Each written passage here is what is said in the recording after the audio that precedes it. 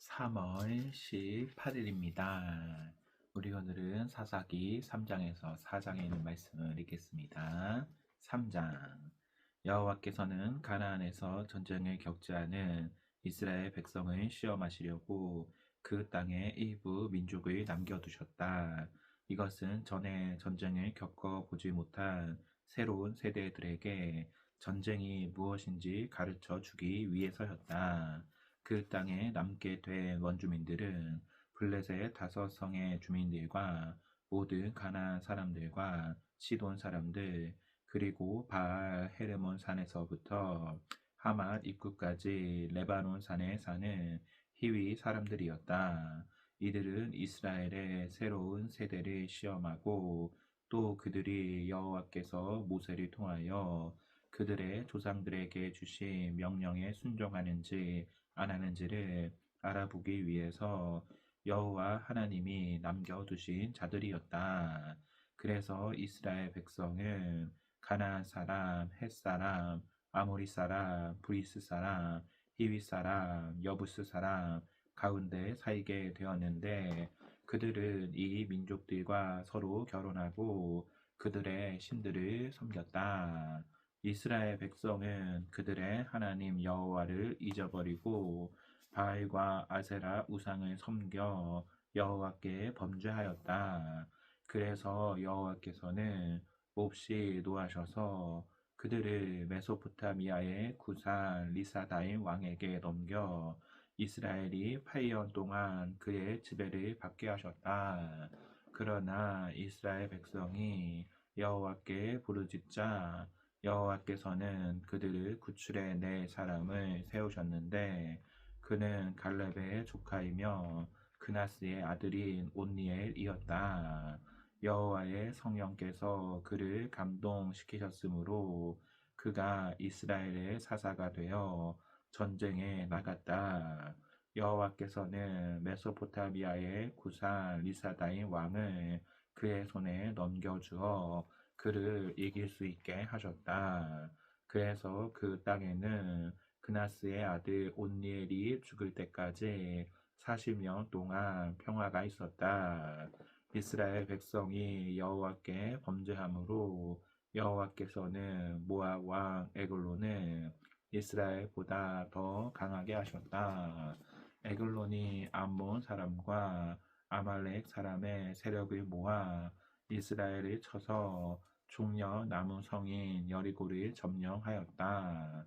그래서 이스라엘 백성은 18년 동안 에글론 왕의 지배를 받았다.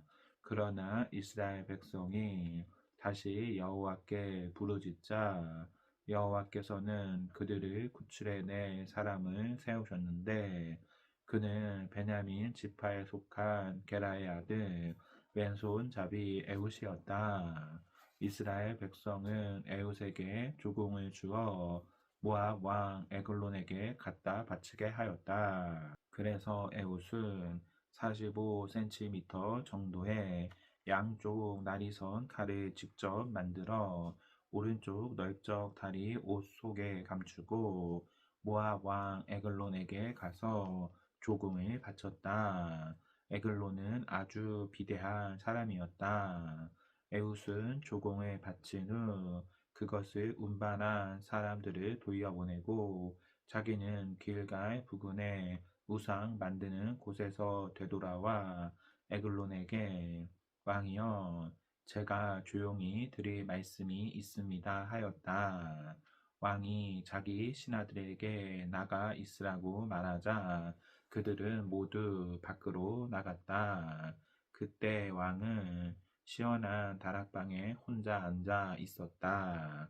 에훗이 그에게 나아가 하나님이 왕에게 전하라고 하신 말씀을 제가 가져왔습니다 하자 에글론 왕이 곧 자리에서 일어섰다. 그러자 에훗은 왼손으로 오른쪽 넓적 다리에서 칼을 뽑아 왕의 배를 찔렀는데 그 칼은 자루까지 딸려 들어가 칼 끝이 그의 등 뒤로 나왔다. 에훗이 칼을 빼내지 않았으므로 그 칼에 기름이 엉겨 붙었다. 그러고서 에훗은 밖으로 나가 다락방 문을 걸어 잠갔다.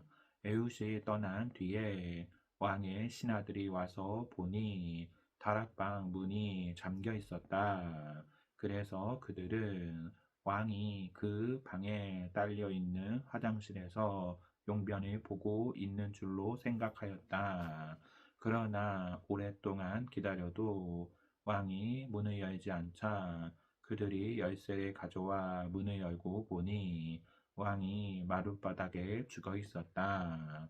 한편 에훗은 신하들이 기다리는 동안 우상 만드는 곳을 지나 스이라로 도망하였다. 그는 에브라임 산간 지대에 와서 나팔을 불어 병력을 소집한 다음 그들을 이끌고 산간 지대에서 내려오며 나를 따르시오. 여호와께서 여러분의 원수 모압 사람들을 여러분의 손에 넘겨 주셨습니다. 하고 외쳤다. 그래서 그들은 에훗을 따라 내려가서 모압으로 들어가는 요단강 나루를 장악하고 한 사람도 건너가지 못하게 하였다. 그날 그들은 모압을 공격하여 약 10,000명의 모압 정예병을 한 사람도 남기지 않고 모조리 죽였다. 그래서 그날 모압은 이스라엘에게 굴복하였고 그 후로 그 땅에는 80년 동안 평화가 있었다. 에훗 다음에 나타난 사사는 아낫의 아들 삼갈이었다. 그는 소를 보는 막대기로 블레셋 사람 600명을 죽이고 이스라엘을 구원하였다. 4장 에훗이 죽은 후 이스라엘 백성은 다시 여호와께 범죄하였다. 그래서 여호와께서는 그들을 하솔에서 통치하는 가나안 왕 야빈의 지배를 받게 하셨다. 그리고 그의 총사령관은 하롯의 하고임에 사는 시스라였다. 야빈은 철전차 900대를 소유하고 있었으며 20년 동안 이스라엘 백성을 잔인하게 통치하였다. 그래서 이스라엘 백성이 여호와께 부르짖었다. 그때 랍비돗의 아내인 예언자 드보라가 이스라엘 백성의 사사가 되어 에브라임 산간지대 라마와 베델 사이에 있는 드보라의 종려나무 아래에 재판석을 마련하였고 이스라엘 백성은 소송 문제를 해결하려고 그에게 나아갔다. 어느 날 드보라가 납달리 땅 게데스에 사는 아비노함의 아들 바락을 불러다가 그에게 말하였다. 이스라엘의 하나님 여호와께서 당신에게 이런 명령을 내리셨습니다. 너는 납달리 지파와 스불론 지파 사람 10,000명을 이끌고 다보의 산으로 가거라.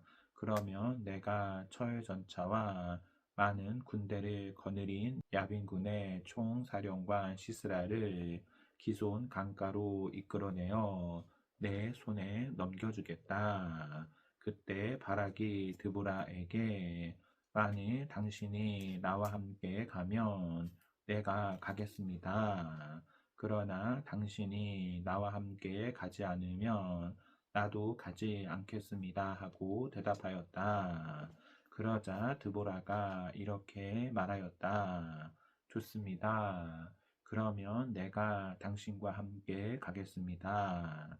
그러나 여호와께서 시스라를 한 여자의 손에 넘겨주실 것이므로 당신은 가도 승리에 대한 영광은 얻지 못할 것입니다. 그러고서 드보라는 바락과 함께 게데스로 갔다. 바락이 스불론과 납달리 지파 사람들을 게데스로 불러 모으자 10,000명이 지원하여 그를 따랐고 드보라도 그와 함께 올라갔다. 이때 모세의 처남인 호밥의 자손 중 겐 사람 헤벨이 겐 사람들을 떠나 게데스에서 가까운 사하나님의 상수리 나무 곁에 천막을 치고 살고 있었다. 시스라는 아비노함의 아들 바락이 다볼산에 올라갔다는 말을 듣고 900대의 철 전차와 모든 병력을 하루셋 하고 임해서 기손 강가로 집결시켰다. 그때 드보라가 바락에게 말하였다. 일어나시오. 오늘 여호와께서 시스라를 당신의 손에 넘겨주셨소. 여호와께서는 당신을 인도하십니다.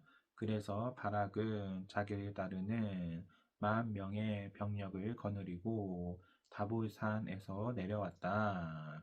여호와께서 시스라와 그의 모든 군대를 바락 앞에서 패하게 하심으로 시스라가 자기 전차를 버리고 달아났다. 그러나 바락은 그 전차들과 군대를 하루새 하고임까지 추격하여 시스라의 군대를 한 사람도 남기지 않고 모조리 쳐 죽였다. 한편 시스라는 겐 사람인 헤벨의 아내 야엘의 천막으로 도망하였다.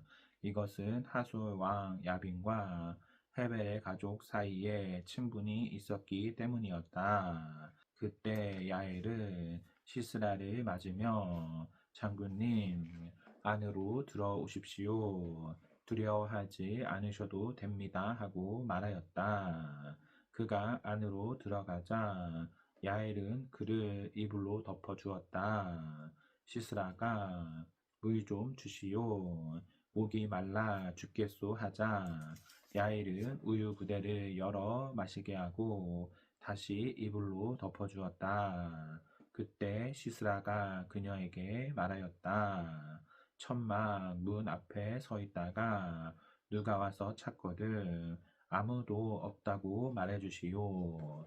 시스라가 피곤하여 깊이 잠들자 야엘은 망치와 말뚝을 가져와 살며시 다가가서 말뚝을 그의 관자 놀이에 대고 땅에 박아 죽였다. 바락이 시스라를 찾으러 왔을 때 야엘은 그를 맞으며 어서 오십시오. 당신이 찾는 사람을 내가 보여드리겠습니다 하였다.